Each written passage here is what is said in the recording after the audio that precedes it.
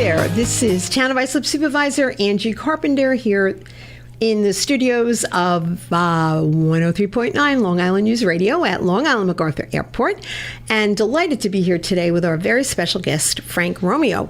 Frank, I really appreciate you joining us. Thank you for having me. I appreciate it, Angie. Frank's got an incredible story that he's willing to come on the show today and share with us, and we're very, very grateful for that and for all that you've been doing to raise awareness to the issue of PSTD. And so, first of all, I would just like you, if you don't mind, to share a little bit of your story. And you're a veteran, and tell us about what it was like, you know, as a young person joining the service. Well, it was, there were different times. And we grew up during wartime. And in fact, when I talk to students, I try to get them to understand we're very similar. They're growing up during wartime. Everything was about war in the 60s.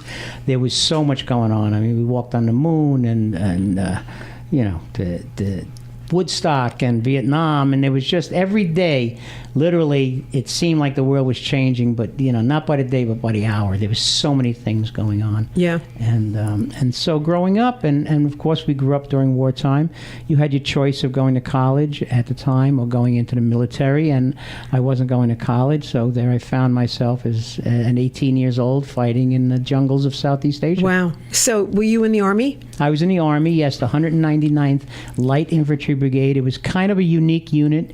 It was only in existence for 4 years. We were the prototype of today's elite units. We were air mobile. It was designed for the new type of warfare, for jungle warfare.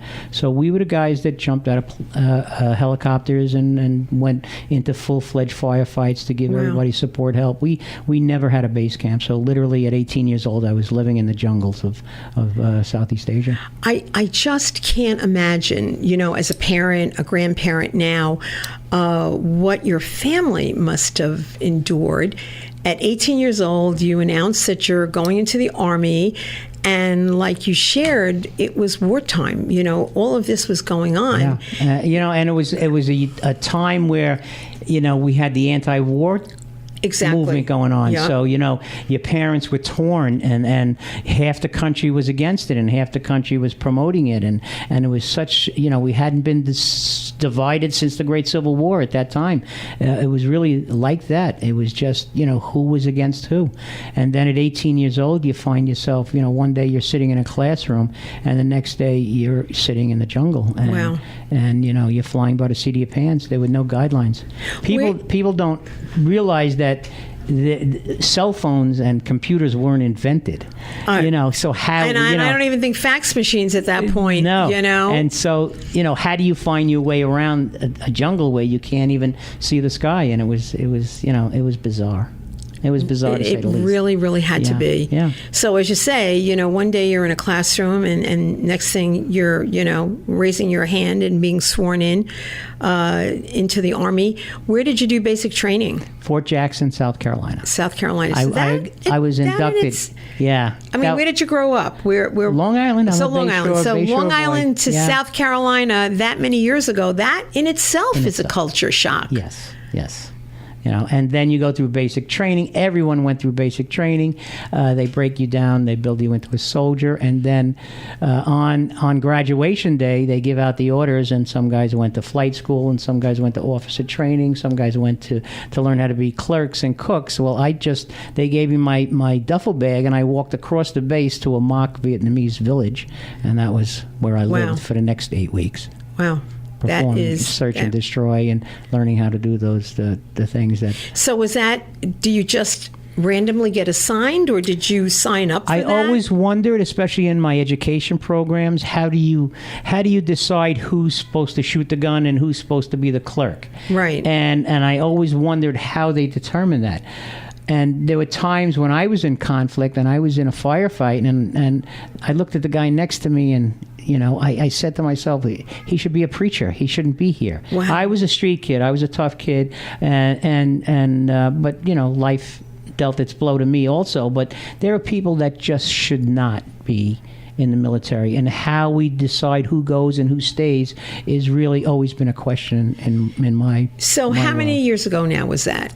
50. All right, so that was over 50 years ago. 51, 52 years ago. Would you agree, hopefully, that in that 50 years, things have changed, and when people are deployed or placed, that there is more thought and care given to who really is, fit to serve in various capacities? I believe so. I believe that back then the National Guard was not used. It was a draft. So you were going one way or the other. So the National Guard was stateside. They weren't used to fight. So then people don't realize when we deploy a National Guard unit, they've been in the National Guard for X amount of years. They're being paid every month to be in the National Guard for 2 weeks out of the year to go to training, make sure they're up to par. And so they have the training to go in. At that point, I believe they should decide who should be there and who shouldn't. I don't think they do, but that's my opinion. I think we should pay more attention. We have such serious issues with young men coming home that we're doing something wrong. I argue the point of what we're doing is working, because we wouldn't have 22 suicides a day. We really have some serious problems, so we have to decide who should be there and who shouldn't. And you mentioned the 22 suicides a day, and we'll probably touch on that a little bit more, but that is a staggering statistic that, has just really been publicized, if you will, or there's been some education about it recently. But that's the 22 that succeeded in the suicides, Correct. and it doesn't talk to the numbers that attempt and aren't, those able are the to success rates. Yeah. And which is really sad to realize that probably for every one there's another 100 that attempted it and failed. And and then we have the living dead, the walking dead, the people, the young veterans that are drugging and drinking themselves to death slowly, self-medicating and haven't come forward for treatment. So we have those statistics. Exponentially, we have no numbers, really clear numbers as to who's suffering out there. We just know it's not good. And you see it, there be areas of the county, of the town, where you'll see a homeless, population, or where, those that obviously are homeless are hanging out, if you will. And more times than not, I would guess they are veterans. You'd be surprised. Sad to say. You'd be surprised. 1 in 4 homeless is a veteran in this country. We have 40, 50,000 homeless veterans in this country as we speak now, today. It is a staggering statistic, and it's a heart-wrenching problem to think that these, for the most part, men, some women, but mostly men, who have chosen to serve our country, and come home. What are we doing? What are we doing to say thank you? What are we doing to say, we need to be there for you when you return, and make sure that you can assimilate back into what we like to think of a normal society and everyday life. Yes. And there are organizations that are out there that do address some of the issues. I know the Salvation Army has a veterans population in Northport, or did. The Beacon House. There's a lot of organizations that are finally starting to address the issue. Correct. But around the state, we have an issue around the state, and I've stayed in shelters around the state and how they address it. And there's a lot of differences to different organizations and how they approach it. And we need to have some kind of a unit type, an interacting and a woven type of unit throughout New York State. I'm speaking on behalf of New York State because that's where I do most of my work, and so that's what I'm finding, that we need to communicate better. And it needs to be addressed, on a regional level. You can't just have these pockets operating in a silo. I think we need to look at the issue globally and pool our resources and work together to hopefully effectuate positive change. Yes, absolutely. We're going to be hearing a little bit more about it, so we'd ask that you stay with us on Supervisor Spotlight as we're here today with Frank Romeo.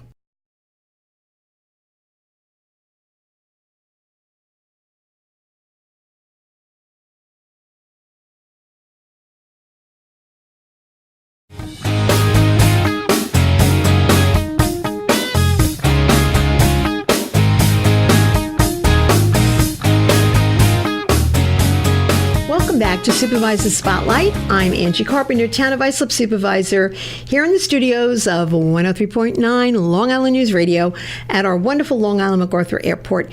And with us today, we have Frank Romeo, who is a veteran and a gentleman who is so committed to making a difference for our veterans every single day and raising awareness to the issue of PTSD, TD. And he did that dramatically recently with a walk across the state of New York. So the walk with Frank, and I didn't bring my hat with me today. I should have. But talk about that, Frank. What made you say, I've got to really do this? Yeah, I've been advocating for 30 years. When I came to terms with my trauma, I'm 100% PTSD as rated from the government for over 50 years. So let's tell everybody who might not know. Okay. We're talking post-traumatic stress syndrome. So the government has a rating system as far as your abilities to work and what's wrong with you coming out of the military as opposed to when you went in. And so when I came out, they immediately gave me 100% for my trauma and what happened to me and dealing with my PTSD. Of course, there was no such thing as PTSD then. Mm-hmm. It was called shell shock. It was called Vietnam War syndrome, depressive neurosis. They had no concept. When the Vietnam War ended, millions of soldiers came home, and the government really didn't know what to do with them. And basically, the red flag kept going up in the 60s and early 70s. We have nightmares, we have trauma, we can't talk to people, all these different things, and that red flag went up. Mm-hmm. And it went up for decades until finally, we did not have PTSD until the early 90s.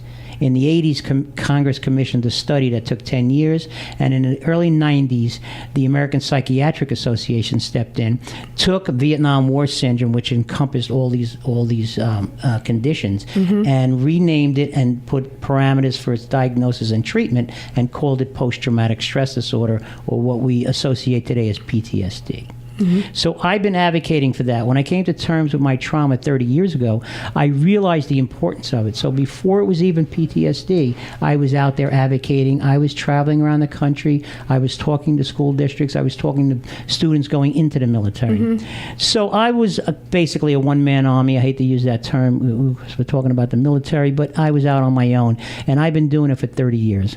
There came time in my life, I'm 70 years old now, it came time in my life that I needed awareness. I needed to bring this to the attention mm-hmm. of the public.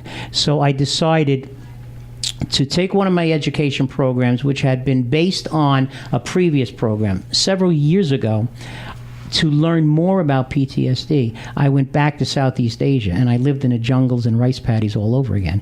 And I wrote a daily blog and a story where students in America followed me as a lesson plan. And when it was feasible, I would literally Skype from the jungles of Southeast Asia right into the classrooms of America. And that was my first education program, and it was a success. So Walk with Frank was modeled after that. So I decided to raise attention. I was going to walk across New York State. I was going to start in Niagara Falls in February and reach the town of Islip by June. So the reason for walking during the cold, I had to finish before the end of the school year because it was an education program. Right. So how many miles? Oh God, we really lost track because I got off the trail many times to be driven to homeless shelters mm-hmm. and the VA. So overall, we covered over at least 750 miles. Wow, overall. That is remarkable. Yeah. It was 3.5 months on the road, and I lived in homeless shelters. I visited many outreach programs. I sat in on group therapy. The VA, the Veterans Administration, actually asked me to speak regionally, and they streamed my presentation live from Buffalo throughout the VA healthcare system. I spoke in Albany. When I got to walk into Albany, I got asked to speak out on the Senate floor to the General Assembly about veterans issues and about education.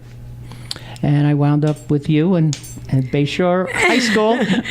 Yeah, where the journey ended, but it really didn't end. It goes on. It goes on. It goes on. Yeah. And, Frank came and visited us at Town Hall, and it gave us an opportunity to, again, hopefully raise some more awareness. And it was a very, very moving moment for me and those that were there at the town board room that day, to know that someone themselves, of your own, volition, are going out there trying to make a difference. And you are making a difference. You are making a difference. Hopefully, I approach it as being a survivor. I talk to young veterans as going from the mentality of being a victim, because a lot of them think they're victims, and then going to the survivor mentality. And I envision myself, I present myself as a PTSD survivor, and so I speak to people at that level.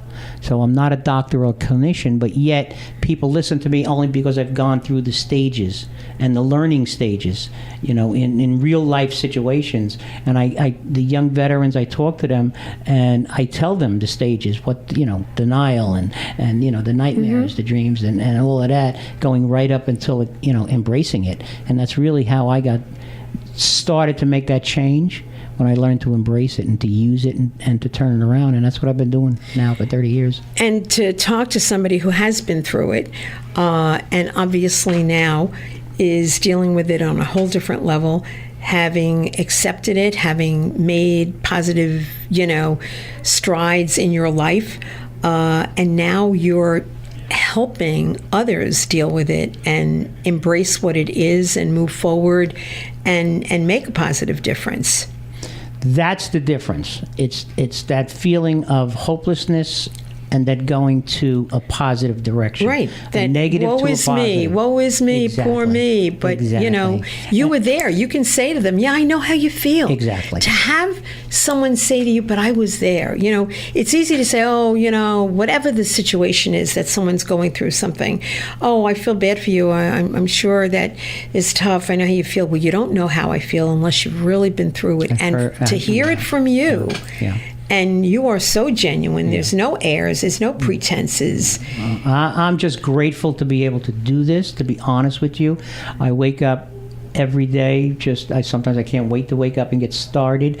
And it wasn't always like that. Yeah. And the young veterans don't realize that. And I just had this conversation earlier today that I went back to Southeast Asia, but I say to young veterans, imagine going back to Iraq and Afghanistan 50 years from now, and it's a tourist attraction. People want to see where Americans fought and died. Yeah.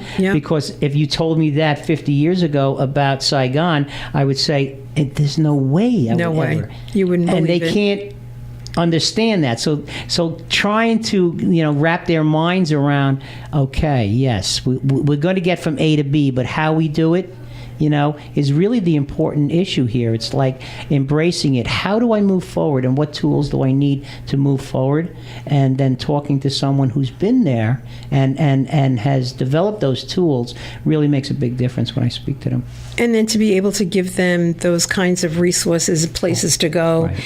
I know that Northwell and Southside had established a clinic right there on Main Street in Bayshore. Correct. For veterans, and that was a number of years ago. And to understand that this is nothing to be ashamed of, nothing to be embarrassed about. It's mental health. Right. It's mental health, physical health, mental health. It goes hand in hand. Exactly. And there shouldn't be a stigma to it. Well, you were there when I did my final speak at the high school. Absolutely. And I present myself as having a mental illness. I suffer from post-traumatic stress disorder. And the stigma surrounding mental health in this country is not helping anyone, no less our veterans. So we have to attack that stigma. That's the first step we really need to do in education, is to attack that stigma. I think that we are making some baby steps in that direction. Absolutely. And certainly things like what you're doing, Frank, is helping enormously to raise that awareness, to say there shouldn't be a stigma attached to it. You have an issue, you have a problem, there are remedies, you embrace them, and you move forward. We need to treat mental illness the way we treat physical illness. Absolutely, absolutely. So stay with us. We will be back.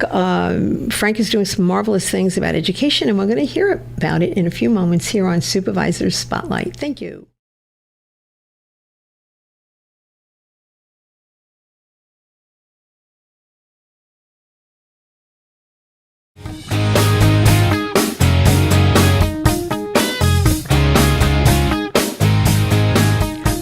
to Supervisor Spotlight. I'm Angie Carpenter, Town of Islip Supervisor, here at Long Island MacArthur Airport in the studios of Long Island News Radio. And thank you, John Cracchiola, who is so gracious and allow us to use the studio. This is a wonderful place and a wonderful studio. Isn't it great? Islip Airport is just phenomenal. It is. Thank you. That was an unsolicited testimonial. Thank you, Frank. We talked about you dealing with veterans when they come home and counseling and giving them that support and letting them know they're not alone and there are remedies and, all of those incredibly wonderful things.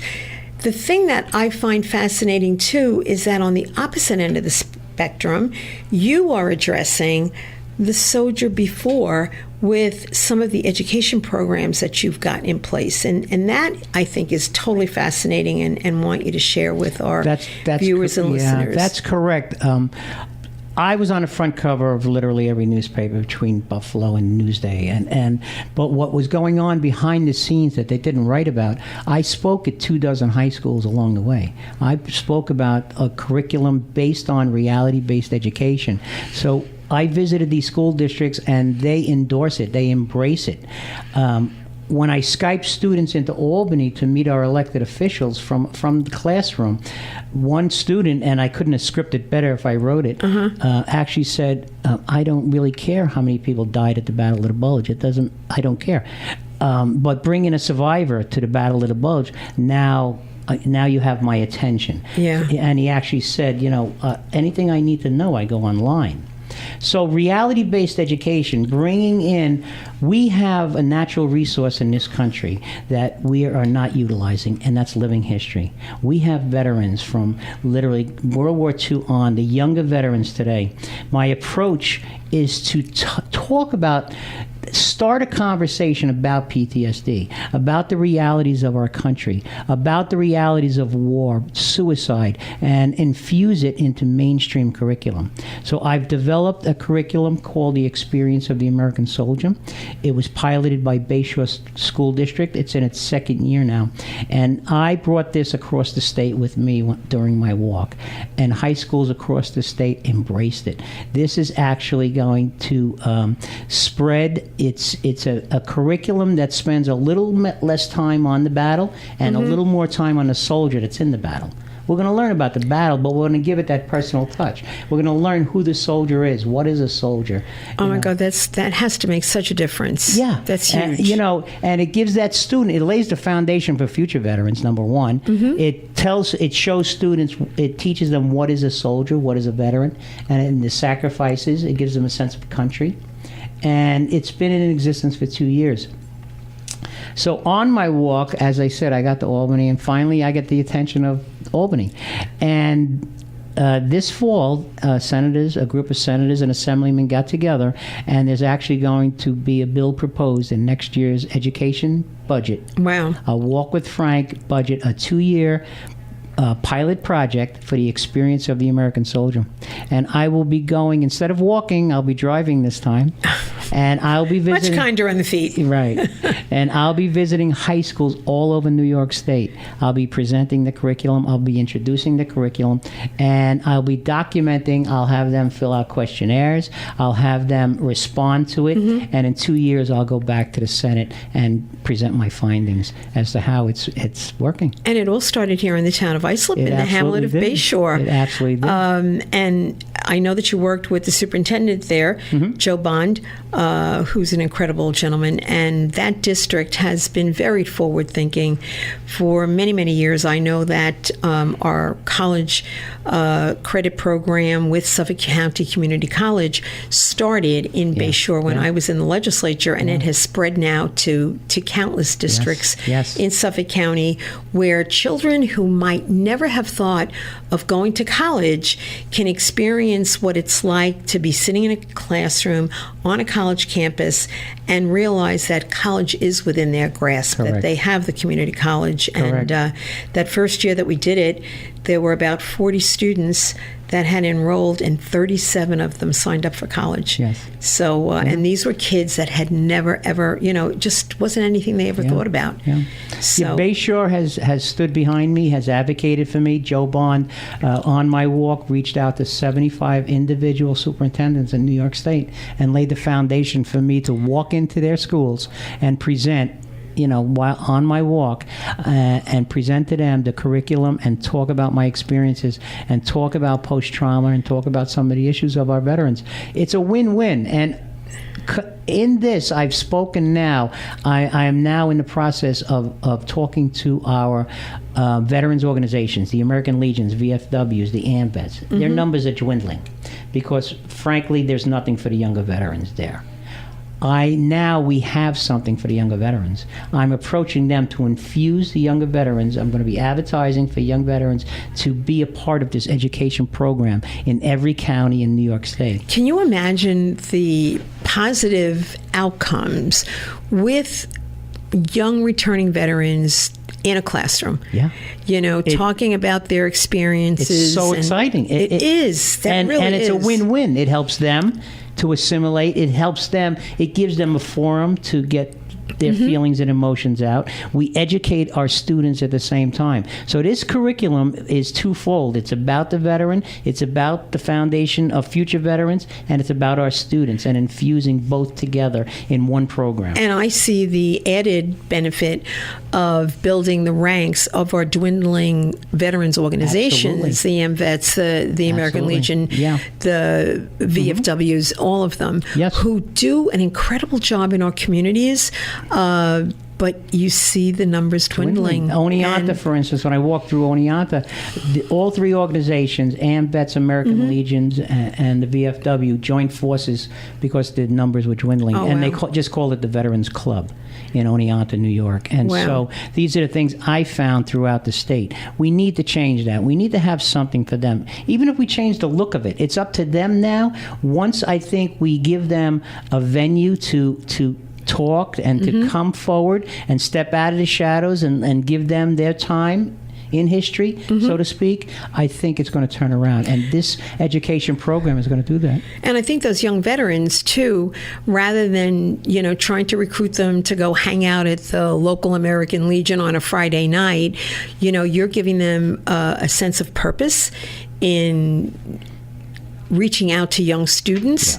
Yeah. And they, too, I think, will then see the value of how important it is to keep organizations like the Legion and VFW and all going. Absolutely. In fact, the American Legion this year is celebrating their 100th anniversary. Correct. And we want to make sure they're here to celebrate their 200th. Exactly.